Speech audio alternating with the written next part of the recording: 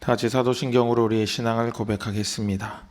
전능하사 천지를 만드신 하나님 아버지를 내가 믿사오며 그 외아들 우리 주 예수 그리스도를 믿사오니 이는 성령으로 잉태하사 동정녀 마리아에게 나시고 본디오 빌라도에게 고난을 받으사 십자가에 못 박혀 죽으시고 장사한 지 사흘 만에 죽은 자 가운데서 다시 살아나시며 하늘에 오르사 전능하신 하나님 우편에 앉아 계시다가 저리로서 산 자와 죽은 자를 심판하러 오시리라.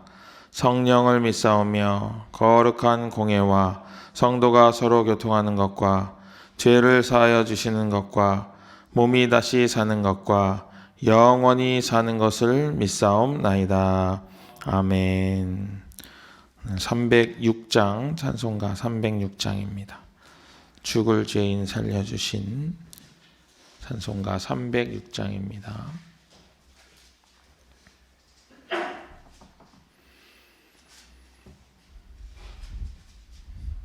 찬송가 306장 먼저 가사를 같이 읽겠습니다.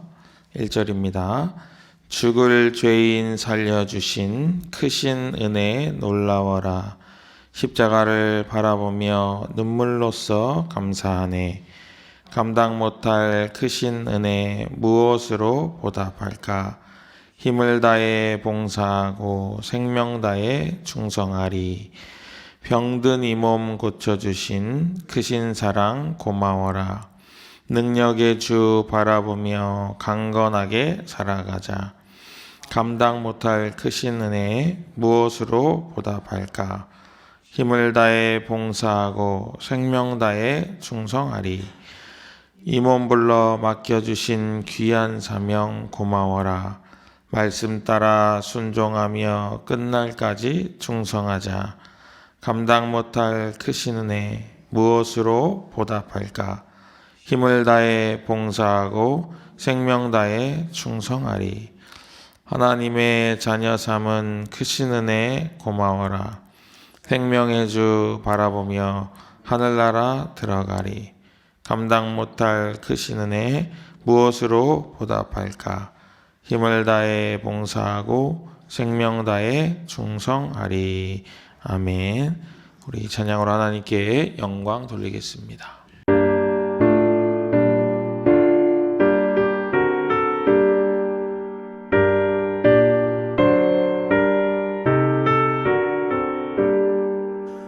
죽을 죄인 살려주신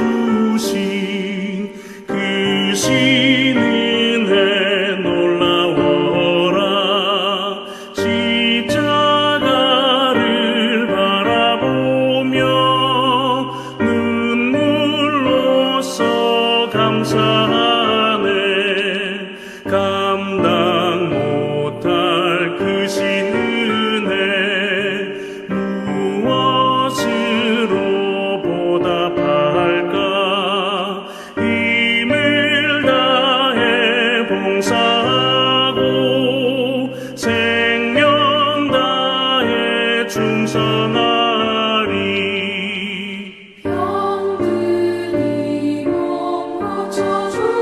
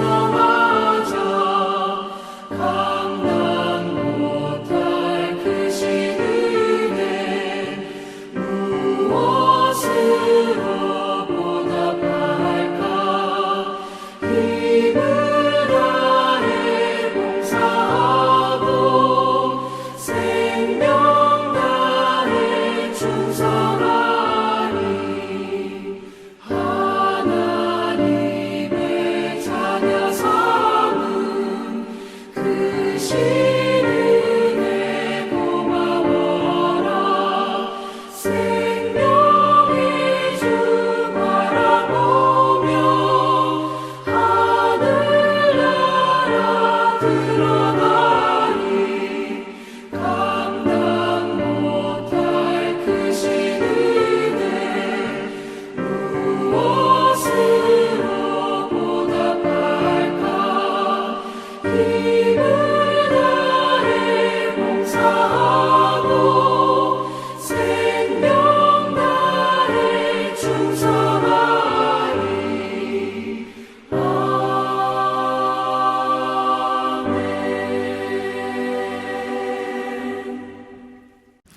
아멘.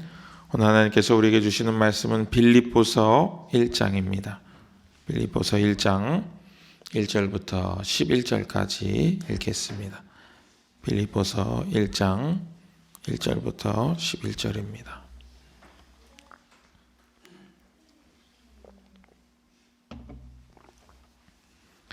빌립보서 1장 1절부터 11절 제가 봉독하겠습니다. 그리스도 예수의 종 바울과 디모데는 그리스도 예수 안에서 빌립보에 사는 모든 성도와 또한 감독들과 집사들에게 편지하노니 하나님 우리 아버지와 주 예수 그리스도로부터 은혜와 평강이 너희에게 있을지어다. 내가 너희를 생각할 때마다 나의 하나님께 감사하며 간구할 때마다 너희 무리를 위하여 기쁨으로 항상 간구함은 너희가 첫날부터 이제까지 복음을 위한 일에 참여하고 있기 때문이라. 너희 안에서 착한 일을 시작하신 이가 그리스도 예수의 날까지 이루실 줄을 우리는 확신하노라. 내가 너희 무리를 위하여 이와 같이 생각하는 것이 마땅하니 이는 너희가 내 마음에 있음이며 나의 매임과 복음을 변명함과 확정함에 너희가 다 나와 함께 은혜에 참여한 자가 됨이라. 내가 예수 그리스도의 심장으로 너희 무리를 얼마나 사모하는지 하나님이 내 증인이시니라. 내가 기도하노라. 너희 사랑을 지식과 모든 총명으로 점점 더 풍성하게 하사 너희로 지극히 선한 것을 분별하며 또 진실하여 허물 없이 그리스도의 날까지 이르고 예수 그리스도로 말미암아 의의 열매가 가득하여 하나님의 영광과 찬송이 되기를 원하노라. 아멘. 오늘 요즘에 계속 서신서를 한 권씩 여러분 하루에 한 권씩 띄시는 놀라운 은혜가 있는데 오늘은 빌립보서를 전체를 다 아마 읽게 되실 것 같습니다. 우리가 오늘 읽을 빌립보서는 특징이 있는데 기쁨의 서신이라는 특징을 가지고 있어요. 그래서 바울이 이 빌립보서에서 기쁨이라고 하는 단어, 기쁨과 연결되어 있는 단어를 9번이나 사용을 하고 있는데요. 기뻐하다라는 단어만 9번이고 기쁨이라고 하는 단어를 또 추가적으로 5번 더 사용을 합니다. 그리고 특별히 마지막 4장에 가면은 집중적으로 6번 기뻐하다라고 하는 단어를 쓰면서 얼마나 지금 바울이 기뻐하고 있는지 그리고 또 그 기쁨에 못 이겨서 서신서를 기록하고 있음을 우리에게 보여주고 있습니다.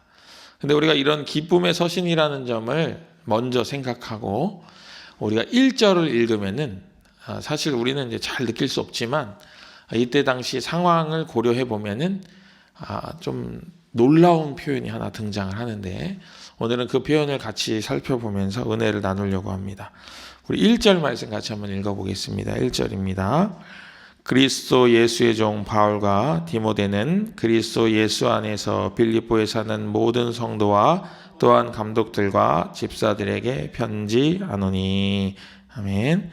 바울을 수식하는 단어가 뭐죠? 바울과 디모데를 수식하는 단어가 그리스도의 종이다 그럽니다. 여러분 이게 처음 나오는 말이 아니죠. 서신서마다 거의 대부분 나 그리스도의 종된 바울은 뭐 이러면서 시작을 합니다. 근데 여러분 뭐 요즘 우리야 뭐 하나님의 종이신 뭐 이러면서 굉장히 종에 대해서 이렇게 높이는 그런 경향이 있어요. 그래가지고 종이 아니고 이건 거의 종님 수준입니다. 그렇죠? 그래가지고 저도 그런 얘기를 많이 들어요. 이제 목회자다 보니까 아유 하나님의 종이신데 이러면서.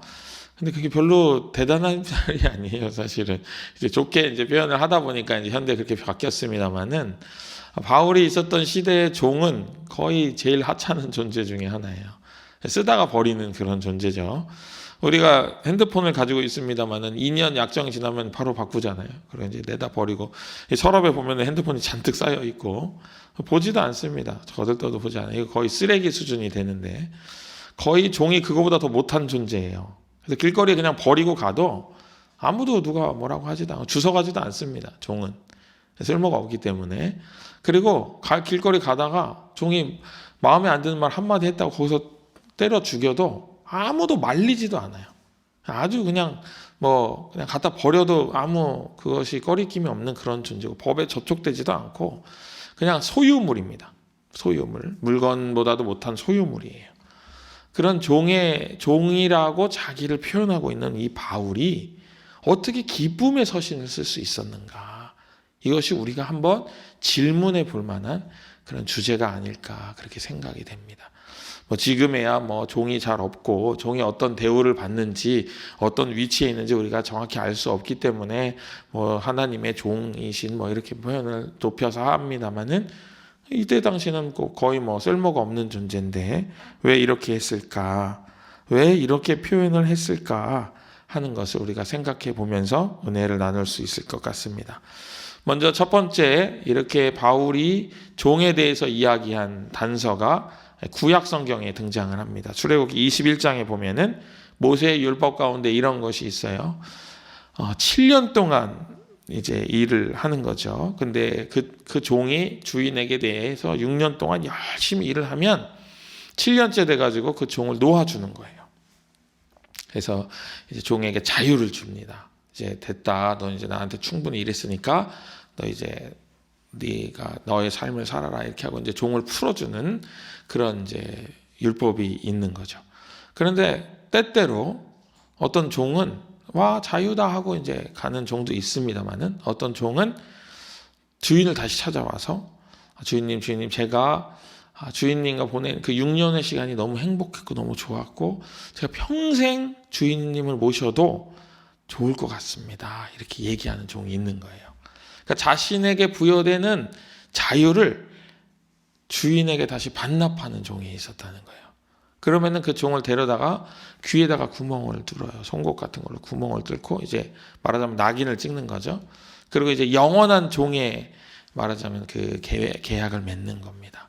그러면서 그 종이 이제 자기가 죽을 때까지 혹은 주인이 돌아가실 때까지 이제 그 종은 주인을 모시는 그런 상태가 되는 거죠. 이런 종을 이제 사랑의 종이라고 부를 수 있을 것 같습니다. 자신의 자유를 사랑 때문에 포기한 종인 거죠.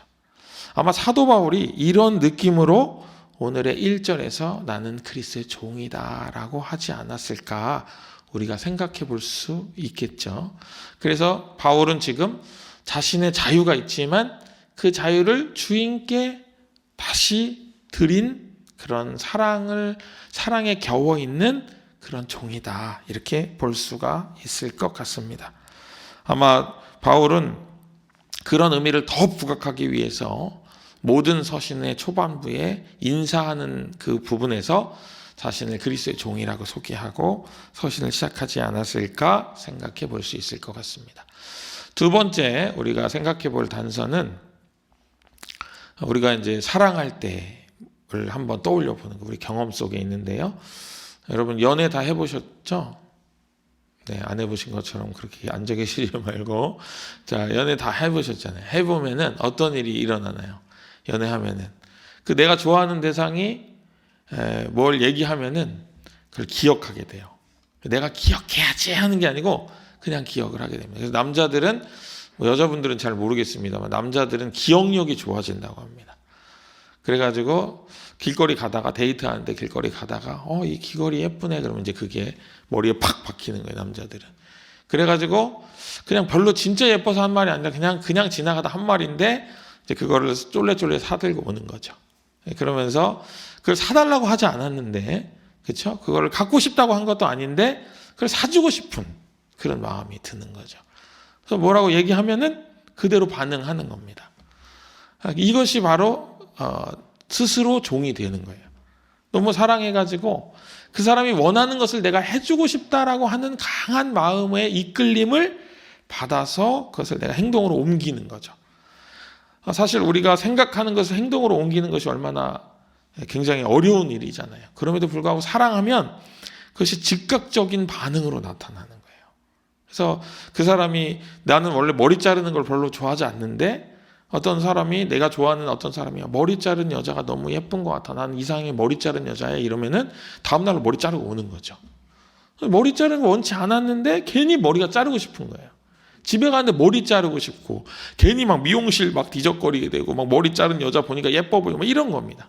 그러니까 동기가 자연스러운 동기부여가 되고 그 일을 내가 하고 싶게 되는 그런 상태에 되는 거죠. 이 두 가지 단서를 미루어 생각해 볼 때 지금 바울은 사랑 때문에 그리스도의 종이라고 스스로 고백하고 있는 거예요. 그러다 보니까 종이 되었음에도 불구하고 뭐가 마음에 솟아나요? 기쁨이 마음에 솟아나는 겁니다.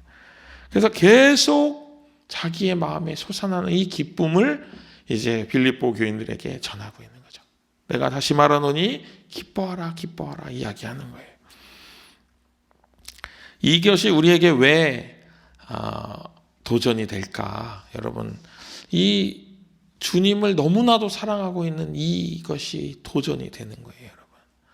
바울이 산을 넘고 물을 건너 바다를 건너 지금 교통수단이 발달했을 이 시대에도 그렇게 넓은 지역을 오가는 것이 쉽지 않은데 그때는 뭐 걸어서 혹은 배를 타고 뭐 이런 것으로 자기의 인생을 다 던져서 전도 여행을 다녔단 말이에요. 그리고 우리가 고린도서에서 읽은 것처럼 매를 맞기도 하고 죽을 뻔하기도 하고 그다음에 시체처럼 기절해가지고 시체 가운데 버려지기도 하고 물 가운데 7주야를 있기도 하고 뭐 그런 것들을 그런 대우를 받잖아요. 춥기도 하고 뭐 배고프기도 하고 그런 대우를 받으면서도 어떻게 이런 일들을 할 수 있었느냐는 거죠. 제가 생각하기에 천국에 가가지고 바울 사도를 만나서 바울 사도 어떻게 이렇게 살아생전에 이렇게 많은 일들을 위대한 일들을 할 수 있었습니까? 당신은 정말 열정이 대단하신 분입니다. 이렇게 칭찬하면 제 생각에는 그래요. 제 생각에는 물론 뭐 천국 가서 확인해 봐야겠습니다만은 바울이 그렇게 말할 것 같아요. 그것은 열정이 아닙니다. 그것은 사랑이었습니다. 내가 주님을 너무나도 사랑했기 때문에 그것을 하지 않고는 배길 수 없었습니다. 내가 그 사랑에 응답하기 위해서 그 사랑에 반응하느라고 이런 일들을 하나씩 하다 보니 이렇게 되었습니다. 라고 답하지 않을까 하는 생각이 들었습니다. 그럼 여러분, 제가 여러분에게 묻겠습니다. 여러분은 어떤 삶을 살고 계십니까? 누가 천국문 앞에 도달한 여러분에게 천국문을 지킨 천사가 잘 오셨습니다. 성도님은 어떤 삶을 사셨습니까? 이렇게 물어봤을 때 여러분 뭐라고 대답하시겠습니까? 저는 이렇게 생각합니다. 단 1초의 망설임도 없이 그리고 당당하게 저는 예수님을 사랑하는 삶을 살다 왔습니다. 내가 가지고 있는 모든 힘과 모든 지혜와 모든 뜻과 모든 능력을 다해서 주님을 사랑하다가 왔습니다. 이렇게 대답할 수 있다면 얼마나 아름다운 삶이야라고 칭찬받을 수 있을까 그런 생각이 들었습니다. 날마다 사랑을 경험하고 또 내가 나에게 주어진 그 하나님을 향한 예수님을 향한 사랑을 늘 주님께 내어드리고 그렇게 사랑을 주고받는 삶이 매일매일 계속되니까 바울이 지치지 않았던 것처럼 우리도 매일의 삶에서 그렇게 주님을 향한 사랑을 나타내고 증명하고 고백하고 또 그 사랑으로 우리를 보호하시고 인도하심을 늘 깨닫고 경험하면서 나아간다면 얼마나 복되고 아름다운 삶이 될까요? 그래서 예수님은 마태복음에서 선지자의 두 강령을 이야기하면서 힘을 다하고 뜻을 다하고 몸을 다하고 우리의 모든 것을 다해서 주 하나님을 사랑하라 이렇게 말씀하시지 않았을까 생각을 해봅니다. 사랑하는 여러분, 우리의 삶은 하나님이 준비하시고 예비하시고 시작하게 하셨고 하나님이 우리의 모든 이유가 되시고 그리고 하나님께로 돌아가는 삶입니다. 이것을 꼭 기억하시기를 부탁을 드립니다. 그것을 기억한다면 우리가 하나님으로부터 시작돼서 하나님으로부터 말미암고 하나님께로 돌아간다면 우리가 더욱 사랑해야 될 것은 바로 하나님이 아닐까요? 바울은 그 사랑에 완전히 함몰되어서 자신을 완전히 담궈서 그 사랑에 겨워서 사랑에 푹 담겨져서 사는 삶을 살았던 것 같습니다. 그리고 그것을 가지고 다른 여러 교회들 위해 기도하고 그것을 위해 살고 그런 모습을 보여줍니다. 귀하신 여러분, 여러분의 삶이 하나님으로 점철된 삶이라면 예수 그리스도로 시작되고 예수 그리스도로 말미암고 예수 그리스도로 돌아가는 삶이라면 얼마나 아름다울까. 그것을 묵상하시는 오늘 하루의 삶이 되시기를 주님의 이름으로 축복합니다. 더불어 오늘 저녁 주님 앞에 무릎 꿇고 기도할 때 하나님, 오늘 하루 제가 주님의 사랑을 경험하며 주님께서 나에게 주신 사랑으로 감사하며 또 그 사랑을 고백하며 사는 하루가 되게 하여 주시니 감사합니다 하고 그 솟아나는 사랑에 겨워 기뻐하며 웃으며 잠자리에 들 수 있는 그런 귀하고 복된 하루 되시기를 주님의 이름으로 다시 한번 축복합니다. 기도하겠습니다. 은혜로우신 아버지 하나님,